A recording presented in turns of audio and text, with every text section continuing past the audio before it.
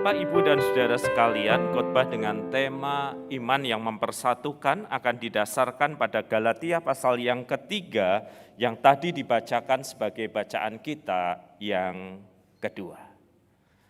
Bapak, Ibu, dan Saudara sekalian, pernahkah Bapak, Ibu mengalami hal yang serupa dengan yang saya alami? Misalnya ketika saya mengunjungi satu kota tertentu untuk kegiatan pelayanan, maka biasanya tuan rumah akan berkata, "Bapak sudah makan apa saja selama di kota ini? Sudah mencoba makanan khas di kota ini atau belum?" Kalau saya bilang belum sempat, lalu mereka berkata, "Harus coba makanan X, Pak. Belum sah datang ke kota ini kalau belum mencoba makanan X." Semisal saya menjawabnya, saya sudah mencoba makanan X. Lalu urusannya nggak selesai di situ Bapak Ibu. Orang itu akan melanjutkan, nyoba makanan X di mana? Di resto atau depot yang mana? Lalu saya sebutkan di depot A. Dia langsung berkata, "Wah itu nggak ori Pak. Belum sah Bapak datang ke kota ini kalau depot A. Depot A itu pendatang, dia barusan buka beberapa tahun. Harusnya Bapak ke depot B, dia sudah berdiri sejak tahun 1954. Udah lama ya? Betul Pak, sudah lama. Nggak capek berdiri. Bapak mesti ke situ tuh, baru sah datang ke kota ini. Sayangnya orangnya cuma nyuruh doang, traktir juga kagak, saudara-saudara. Saudara-saudara, tiap orang itu saya rasa hidup dengan kebanggaan tertentu yang dia miliki gitu ya. Dan ketika ia berasal dari kota tertentu, punya makanan tertentu, maka dia bangga dengan makanan itu, dia ingin semua orang yang ke kotanya mencoba makanan itu, bahkan secara spesifik harus di depot ini. Dan bahkan yang lebih lanjut lagi, saya pernah mendapatkan advice, di depot ini minta Bapak itu yang masak. Kalau pegawainya rasanya enggak ori. Mungkin rasanya termasuk KW kalau bukan yang empunya sendiri. Kebanggaan yang wajar, saudara-saudara, kebanggaan yang biasa. Tetapi kebanggaan yang wajar, kebanggaan yang biasa ini bisa kemudian overdosis. Ketika orang kemudian mengatakan, kalau enggak makanan yang itu tidak enak. Kalau enggak di depot itu, Bapak itu yang masak, jelas kurang bisa dinikmati. Yalah saudara-saudara, kalau soal makanan itu bukan hal yang terlalu serius, bukan? Enggak. Tetapi bagaimana kalau itu soal iman atau keyakinan yang dimiliki seseorang, saudara-saudara. Ketika seseorang berkata, misalnya seperti terjadi di dalam konteks Galatia pasal 3, sebagian pengajar yang disebut oleh Rasul Paulus itu sebagai pengajar yang palsu, sebagai pengajar yang sesat, mereka berkata kepada jemaat, "Kita ini orang Yahudi, penerima hukum Taurat dari Tuhan. Oleh karena itu orang-orang bangsa yang lain, kalau mereka ingin menjadi Kristen, mereka harus menjadi Yahudi dulu seperti kita. Mereka harus mengikuti tuntunan Taurat dulu, baru kemudian nanti berjumpa dengan Kristus." Enggak bisa dong moro-moro kalau pakai bahasa Jawa Timur, dari bangsa-bangsa yang lain terus otomatis jadi murid Kristus. Enggak bisa. Enggak bisa hanya dengan percaya saja. Oleh karena itu para pengajar Taurat, pengajar yang disebut Rasul Paulus sebagai pengajar palsu mengatakan, mau jadi Kristen boleh, mau jadi orang percaya silahkan. Tetapi jalurnya harus menjadi Yahudi dulu, turuti Taurat terlebih dahulu termasuk terkait dengan sunat, dan baru sesudah itu boleh jadi orang Kristen. Jadi mari bayangkan kalau Anda hidup 2000 tahun yang lalu dan Anda mendengar yang seperti ini. Apa yang akan Anda rasakan sebagai orang yang bukan Yahudi? Apa yang akan Anda rasakan sebagai orang Yunani? Apa yang Anda rasakan sebagai orang yang berasal dari bangsa-bangsa yang lain? Anda akan merasa ketika Anda menjadi orang Kristen, Anda tidak cukup layak untuk itu. Satu-satunya yang layak ya Yahudi. Dan Anda mesti menjalani ritual sebagai orang Yahudi, baru kemudian jadi orang Kristen. Apa perasaannya, saudara-saudara? Berarti ada rasa, oh kalau gitu saya kelas kedua ya, second class ya. Yang pertama orang Yahudi, mereka bisa menjadi orang Kristen. Kalau saya bukan Yahudi, saya harus jadi Yahudi dulu, dinaikkan kelasnya, baru saya layak jadi orang Kristen. Saudara-saudara, pengajaran seperti inilah yang melatar belakangi Galatia pasal yang ketiga. Yang kepadanya Paulus mengatakan pengajar-pengajar yang seperti ini bertitik tolak pada kebanggaan manusiawi mereka. Dan kebanggaan manusiawi itu telah memecah jemaat pada waktu itu. Sehingga kemudian Rasul Paulus menegaskan di dalam apa yang dia katakan, saudara-saudara. Mari kita perhatikan apa yang tertulis di ayat yang ke-24 dari Galatia pasal 3. Jadi hukum Taurat adalah penuntun bagi kita sampai Kristus datang. Supaya kita dibenarkan karena iman. Paulus itu memberi penjelasan betul hukum Taurat itu datang dari Tuhan. Betul hukum Taurat itu datang dari atas. Tetapi dia penuntun. Dalam terjemahan yang lain dikatakan dia tutor. Dia yang menemani, dia yang mengajari sampai Kristus datang. Dan ketika Kristus sudah datang, maka yang menemani, yang mengajari ini tidak lagi perlu kan? Alias Paulus ingin mengatakan ketika orang bangsa non-Yahudi ingin jadi Kristen, mereka enggak harus jadi Yahudi dulu. Mereka langsung bertemu dengan kasih karunia Kristus. Karena Taurat adalah penuntun yang menemani sampai Kristus datang. Bayangkan situasi seperti ini. Anda masih remaja, masih pemuda, dan Anda jatuh cinta dengan seseorang. Terus Anda mau ketemu dengan orang yang tercinta itu. Tapi mamah Anda tahu, Anda masih cukup muda ya. Jadi mamah bilang ke Anda gini, boleh ketemuan di mall, tapi mamah temenin ya. Ya mah udah gede, enggak, mama pengen lihat orangnya kayak apa ya, mama temenin ya. Sampai ketemu deh.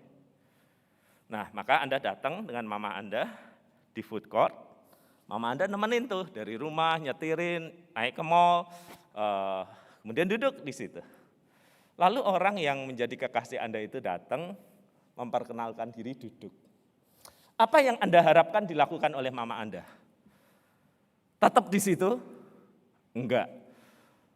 Kalau mama tetap di situ, Anda akan mulai nyindir. Mah enggak belanja Tama. Enggak beli ini Tama. Enggak lihat baju Tama. Di sana ada sale, diskon terus. Tapi kalau mama Anda enggak peka dan dia terus ada di situ, apa yang Anda rasakan? Mama kayak enggak pernah muda aja. Yang Anda harapkan adalah yang menuntun, yang menemani ini, setelah yang ditunggu datang, dia harus kemana? Dia harus pergi kan. Hukum Taurat itu seperti itu digambarkannya. Dia menjaga, dia menemani sampai Kristus itu datang. Dan ketika Kristus itu datang dengan kasih karunia dan anugerahnya, maka sama seperti ibu yang mengantar kencan anaknya, dia tidak lagi ada di situ. Dia tidak penting lagi ada di situ. Karena yang dinanti telah tiba. Atau bayangkan situasi seperti ini saudara-saudara, Anda ke gereja naik taksi online gitu ya. Kan diantar sama Pak drivernya. Kita kan belum ada mobil tanpa supir kan, jadi tetap harus ada supir yang ngantar ke depan. Cuman bayangkan setelah Anda sampai di depan pintu ngagel, Anda berkata, sudah Pak di sini terima kasih Anda turun. Tapi tepat sebelum turun drivernya berkata kepada Anda, saya tungguin aja di sini ya, serem enggak? Habis ditungguin mau diapain nih gitu. Jadi Paulus mengatakan, firman Tuhan mengatakan hukum Taurat itu dia menuntun sampai pada tujuan tertentu. Dan begitu yang ditunggu datang yaitu Kristus, maka dia tidak dibutuhkan lagi. Bangsa-bangsa asing itu tidak perlu lagi harus mengenal Taurat sebelum berjumpa dengan Kristus. Tetapi mereka bisa langsung bertemu dengan Kristus dan menjadi anak-anak Allah di dalam kasih dan anugerah Kristus. Itulah sebabnya dia mengatakan di ayat yang ke-26, sebab kamu semua adalah anak-anak Allah. Perhatikan kalimat ini, karena iman di dalam Kristus.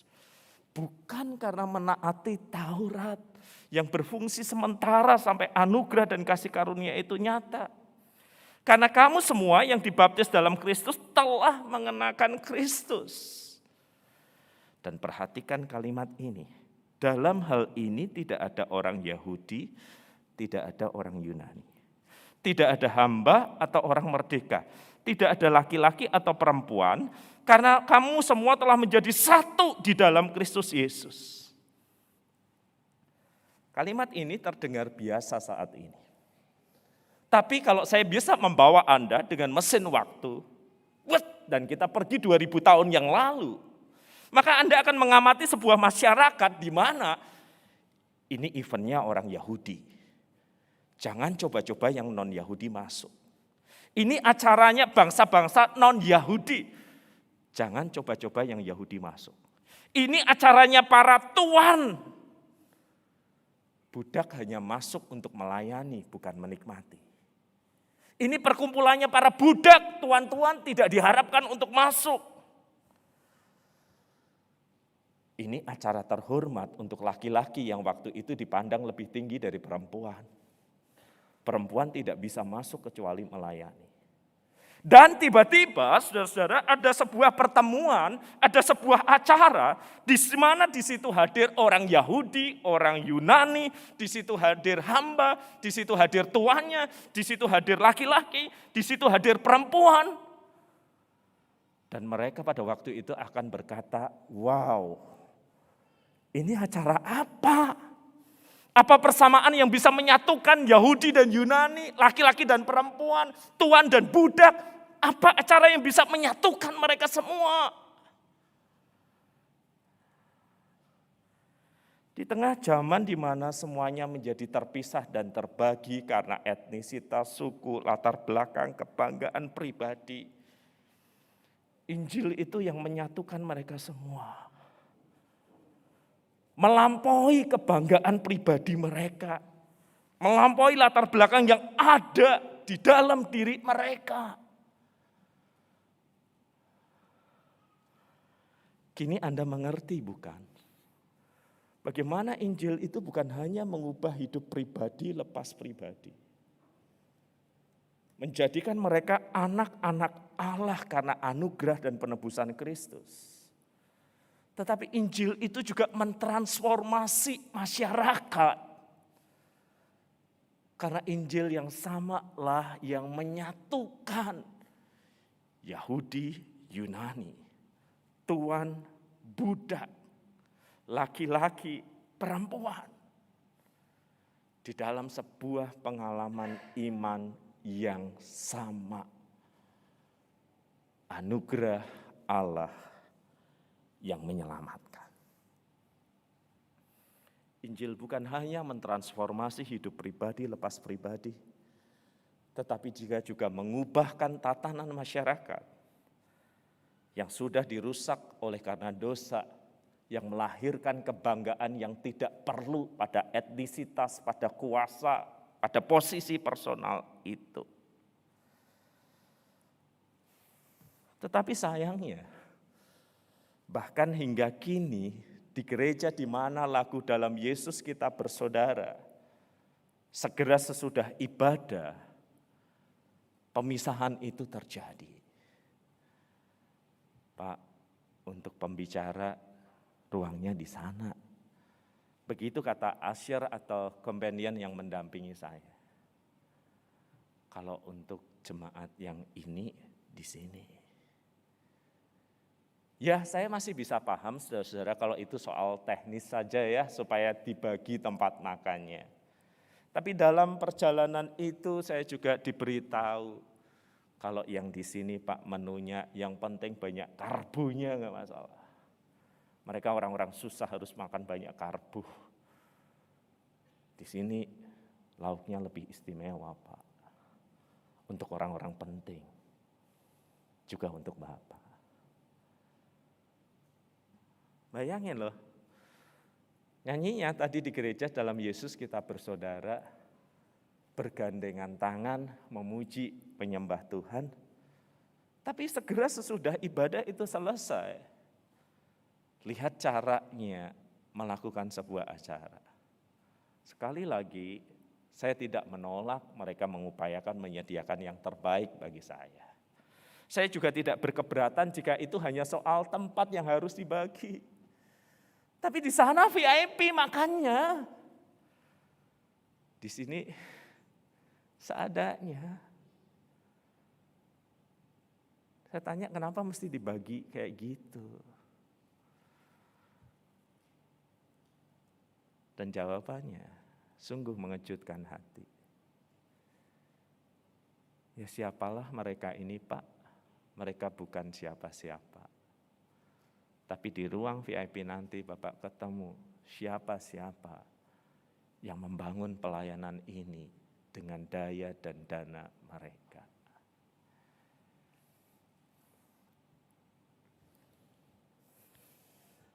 Apa yang disatukan Tuhan? Apa yang ditebus lewat pengorbanan Kristus?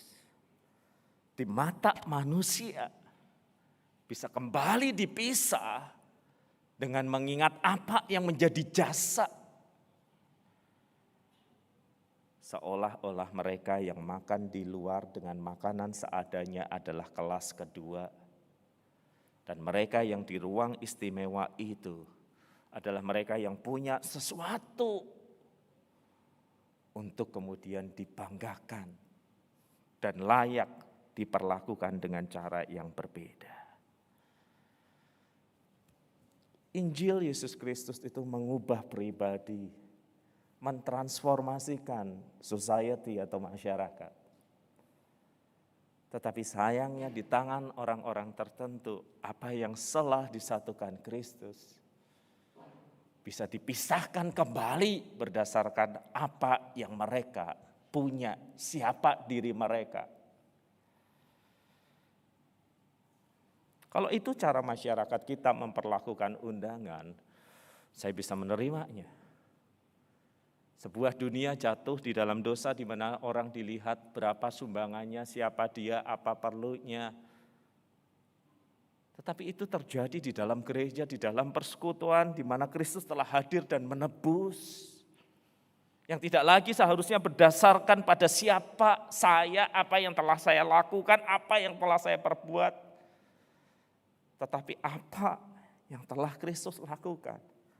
Menebus, menyucikan, menyatukan.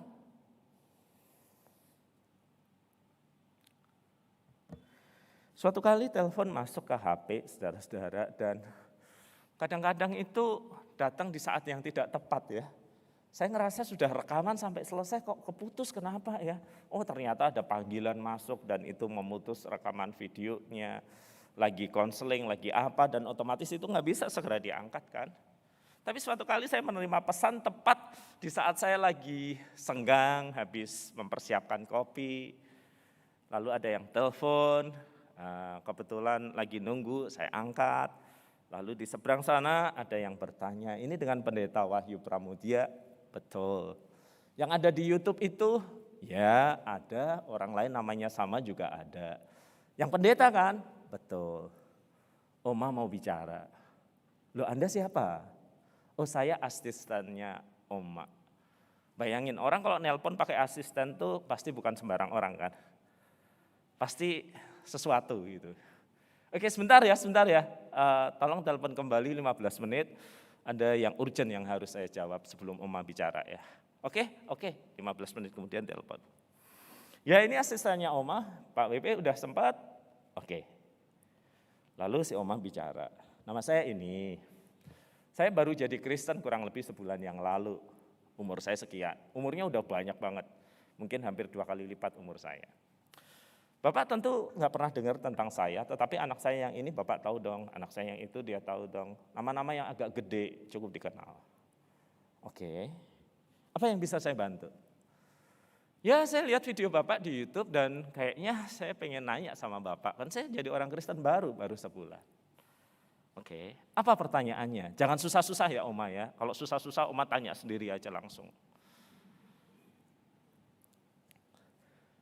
Saya baru 1 bulan jadi orang Kristen, dibaptiskan. Sorga itu kayak apa Pak? Saya pengen jawab, udah Oma masuk aja lihat sendiri. Tapi kok enggak sopan banget.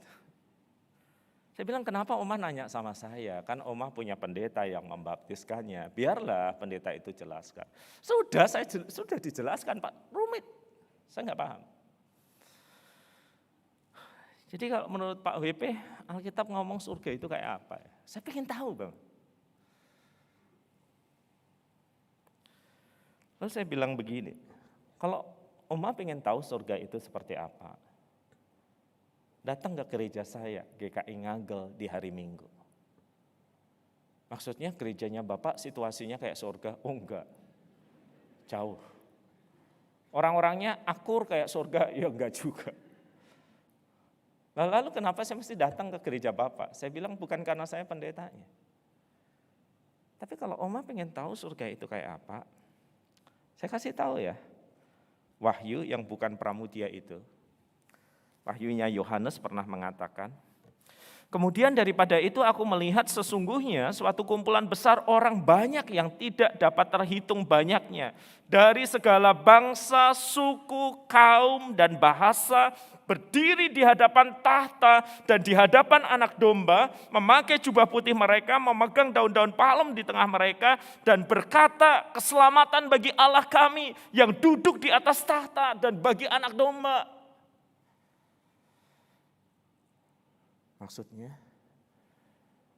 kalau Oma pengen tahu surga seperti apa, datang di salah satu ibadah GKI Ngagel, jangan yang pemuda, nanti jantungan. Yang umum, berdiri memuji Tuhan, terus lihat kiri, dia beda dengan saya. Lihat depan, rambutnya beda dengan saya. Lihat samping, warna kulitnya beda dengan saya. Lihat sekeliling, Oma akan merasa tingkat sosial mereka berbeda dengan Oma. Surga adalah tempat di mana orang dari segala bangsa, suku, kaum, dan bahasa berdiri di hadapan anak domba itu.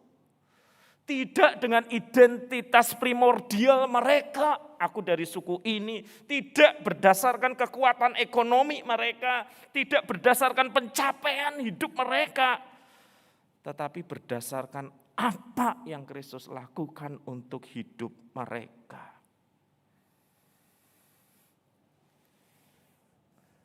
Supaya nanti kalau Oma masuk surga duluan gak kaget-kaget gitu loh. Loh tibanya ketemu yang beda, loh ternyata beda. Lalu dia menjawab, oh gereja Bapak beda dengan gereja saya ya. Gereja saya semuanya sama. Ya enggak apa-apa sih, gereja seperti itu enggak salah. Tapi kalau mau latihan ke surga, biar enggak kaget-kaget ketemu yang berbeda, datang ke ibadah kami di GKI Ngagel. Oma akan ngelihat orang dari berbagai kaum, suku, bangsa, dan bahasa berdiri di hadapan anak domba itu. Identitas primordial, status sosial luruh diganti dengan satu identitas yang baru, anak-anak Allah. Ya kalau habis ini Anda jadi kepengen ke surga silahkan duluan. Saya belakangan aja, sekolah juga belum selesai. Tetapi sadarkah saudara tiap kali Anda berdiri menyanyi dan memuji, Anda melihat orang di kiri, kanan, depan itu berbeda dengan Anda. Demikianlah kelak surga itu nanti. Dan bukankah pemandangan tentang bagaimana surga itu nanti mesti mempengaruhi cara kita melihat orang di dalam hidup sehari-hari ini? Kita sama-sama orang berdosa. Orang-orang yang berbeda juga orang yang berdosa. Satu hal yang sama mengikat kita, kasih Kristus yang menyelamatkan. Dan sebagaimana Kristus melihat setiap manusia, apapun warna kulitnya, apapun bahasanya, begitu pula kita orang-orang yang tertebus melihat mereka yang berbeda dengan kita, bukan?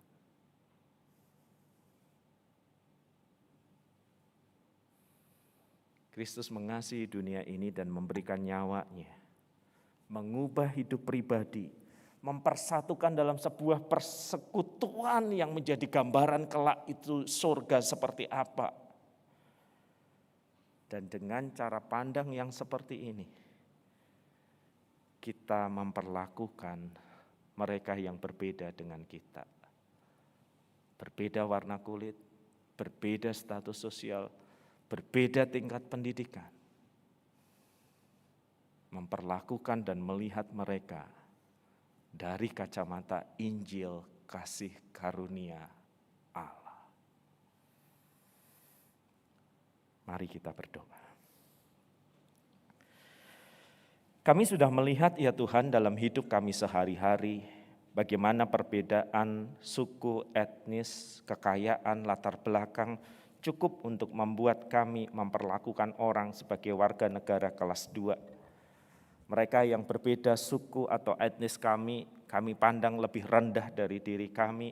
Dan itu yang sedang terjadi dengan bangsa ini. Dengan politik identitas yang sebentar lagi akan menguat menjelang pemilihan presiden, kami akan melihat bagaimana manusia dikategorikan, dikelaskan, dan direndahkan.